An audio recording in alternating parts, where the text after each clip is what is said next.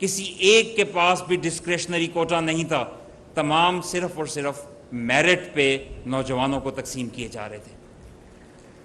اس لیپ top scheme نے digital divide بھی ختم کیا اور پاکستان کو دنیا کے ٹاپ ای لینسنگ کنٹریز کی صف میں ایک سر فہرست مقام دیا۔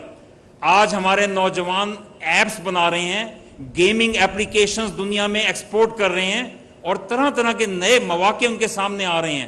شہباز شریف صاحب نے خصوصی توجہ کے ساتھ PITB Punjab information technology board کو مضبوط کیا اور ٹیکنالوجی کے پروگرام شروع کیے، ای گورننس شروع کی، کسانوں سے لے کے مختلف محکموں تک اس کو مضبوط کیا۔ اور یہ سلسلہ صرف PMLN کے دور میں موٹر ویز اور ہائی ویز اور روڈز کے اوپر کام نہیں ہوا، بلکہ انفارمیشن ہائی وے پہ کام ہوا۔ 3G اور 4G کا آنا، ٹیکنالوجی کا ان پلیس ہونا، مختلف قسم کے IT initiatives, future and technology, کیونکہ بغیر ٹیکنالوجی کے آج فیوچر نہیں ہے، ٹیکنالوجی کو ہمیں ایمبریس کرنا ہوگا۔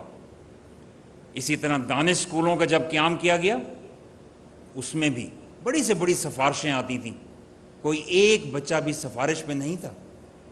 جن کو داخلے دیے گئے ان کے لیے شرط یہ تھی کہ وہ معاشرے کے غریب اور مستحق ترین طبقے سے تعلق رکھتے ہوں۔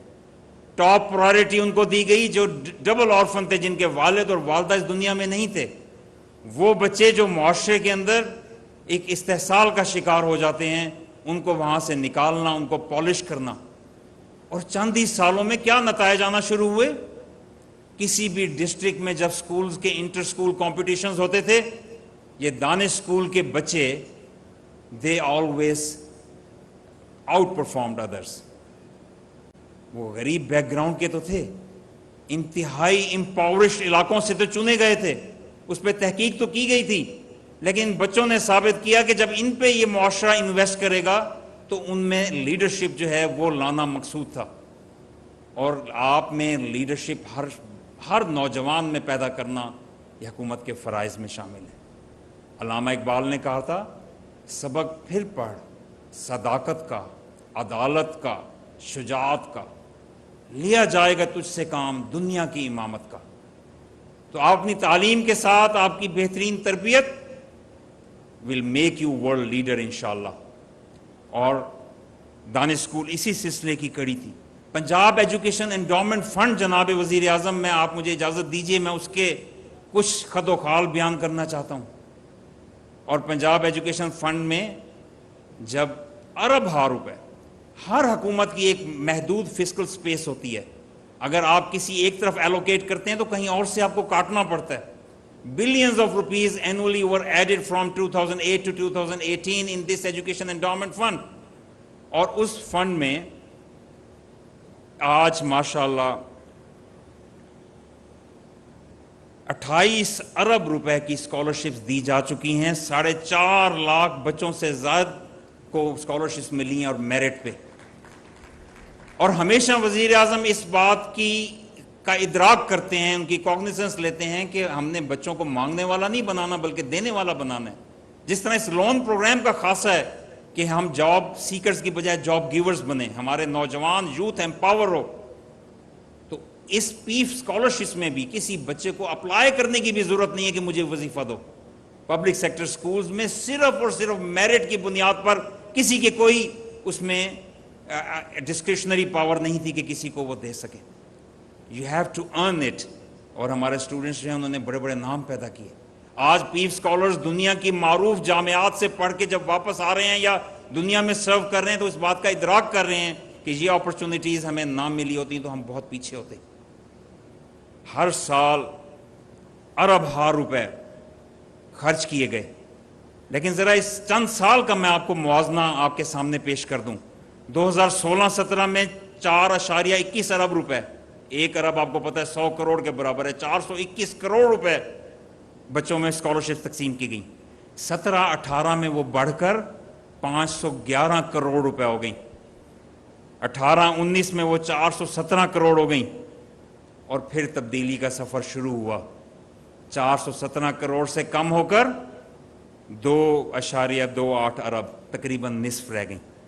20-21 میں 2.25 अरब 1.83 अरब रुपए रह गई।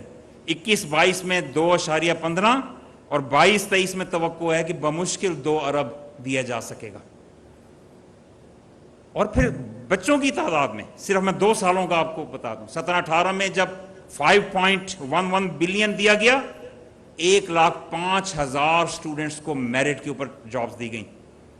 और आपको पता है इस साल और पिछले साल कितने बच्चों को पीफ के जरिए स्कॉलरशिप्स दी गई? Less than 10,000 students. 10,000 से भी कम बच्चों को ये प्रिविलेज मिल सकी कि उनको रियासत उनकी हैंड होल्डिंग करती। ऐसा क्यों हुआ?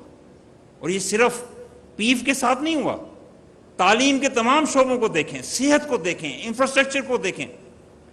तालीम के अंदर जब प्राइम मिनिस्टर अपना हेलीकॉप्टर उतार लेते थे, उस वक्त चीफ मिनिस्टर थे, और वहां पे जाके भट्टा जात से आउट ऑफ स्कूल चिल्ड्रन बच्चों को मेक श्योर करते थे, तमाम इंतजामिया को पता था कि ये प्रायोरिटी है कि कोई बच्चा स्कूल से बाहर नहीं रहना चाहिए। बदकिस्मती से 2023 में आउट ऑफ स्कूल चिल्ड्रन की, 2022 तक आउट ऑफ स्कूल चिल्ड्रन की और 23 में तादाद बढ़ चुकी है, हर साल बढ़ी है। शहबाज शरीफ साहब ने तमाम मसरूफियात के बावजूद जो पंजाब में मंथली एजुकेशन इंडिकेटर्स इकट्ठे किए करते थे, उस पर पूरी तवज्जो करते थे, खुद मीटिंग्स लेते थे।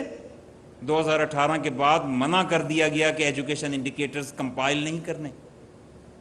HEC के जरिए 34 अरब 2013 में दिए जाते थे, उसको बढ़ा के पहले साल 48 अरब, अगले साल 64 अरब, तीसरे साल 86 अरब, चौथे साल 100 अरब, पांचवें साल 120 अरब बजट किए गए और वो दिए जाने थे पांचवें साल। और हर साल मतलब एक मुस्तकिल इंक्रीज मिलती है हायर एजुकेशन में। लेकिन 2018-19 में बजट तो बना गए हम 120 अरब का, रिलीजेस कितनी की गई? उस वक्त तो कोविड भी नहीं आया था। तकरीबन 60 अरब रुपए। लोगों को तो ये बताया गया था कि तालीम से कौमें बनती हैं और तालीम प्रायोरिटी होगी, प्रैक्टिकली उस पर बहुत कम कर दिया। तो बहरहाल बहुत सी चीज़ें हैं। मैं बहुत मशकूर हूँ वज़ीर आज़म शहबाज शरीफ साहब का और उनकी तमाम टीम का कि वो चीज़ों को आगे लेकर जा रहे हैं, डिजिटल और यूथ के ऊपर इन्वेस्ट कर रहे हैं। Digital youth hub including national job portal, talent Hunt, sports का प्रोग्राम, ग्रीन यूथ मूवमेंट जो क्लाइमेट चेंज के ऊपर फोकस किए हुए और बहुत सी ज़रूरी चीज़ें। इन ख्यालात के साथ मैं इजाज़त चाहता हूँ और उम्मीद करता हूँ कि ये तरक्की का सफ़र और ये नौजवान जिन पे आपने यूर काउंटिंग ऑन, इंशाअल्लाह will change and make things around. अस्सलाम वालेकुम।